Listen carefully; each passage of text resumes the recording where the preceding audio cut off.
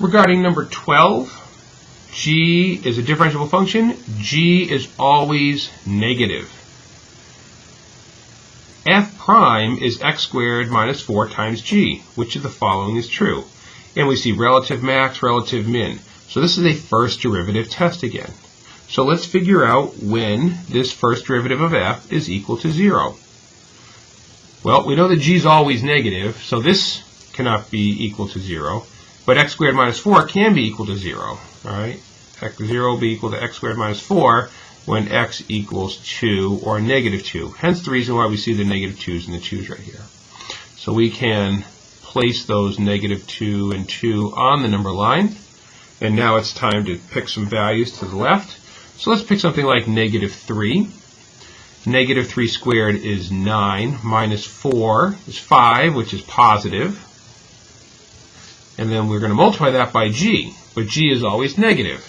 So we end up with a positive times a negative, which is a negative. Now we pick a number in between like 0. 0 minus 4, that's a negative value. We know g is negative. Negative times a negative is a positive. And now we'll pick a positive value larger than 2, say like 3. 3 squared is 9, minus 4. So we're back up in this situation right here. 9 minus 4 is 5, but that's negative. Positive times a negative is a negative. So our graph is decreasing, and then increasing, and then decreasing, which means we have a relative min at negative 2 and a relative max at 2. Relative min at negative 2, relative max at 2. Our solution is B. For number 13, we're interested in when is this graph concave down, which means we need to get to the second derivative. So we need y prime. 3x to the fourth will become 12x cubed after we derive it. 16x cubed will become 48x squared. And 24x squared becomes 48x. The plus 48 derives to 0. Now we need the second derivative, because again we're looking for concavity. 12x cubed derives to 36x squared minus, this becomes 96x plus 48. We have to figure out when that is equal to 0. This is kind of messy, but we do see 36, 96, and 48. Those are all multiples of 12. So if we pull a 12 out, we're left with 3x squared minus 8x plus 4. We want to know when that's equal to 0. That's much more doable. And there's a bunch of ways you can go about this.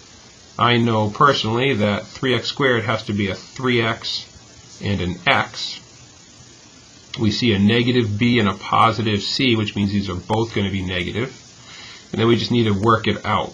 Now, if if we break this up as 2 and 2, we'll have 3 times 2, which is 6, and 2 times 1, which is 2, and the 6 and the 2 add up to the 8.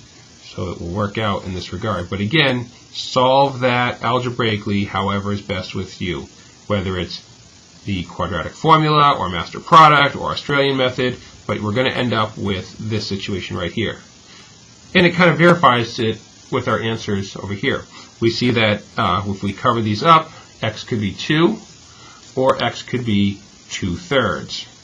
All right, 12 is never equal to 0, so that 12 is inconsequential. So we have x equals 2 and 2/3. 2/3 is actually less than 2, so that has to go first. All right, and now we need some test values. So when we plug in a number less than 2/3, let's just use 0. When we plug 0 in up here, 0 minus 2 is a negative. 0 minus 2 is a negative. Negative times a negative is a positive. We plug in a number between these, say like 1. All right. 3 minus 2 is positive. 1 minus 2 is negative. Positive times a negative is a negative.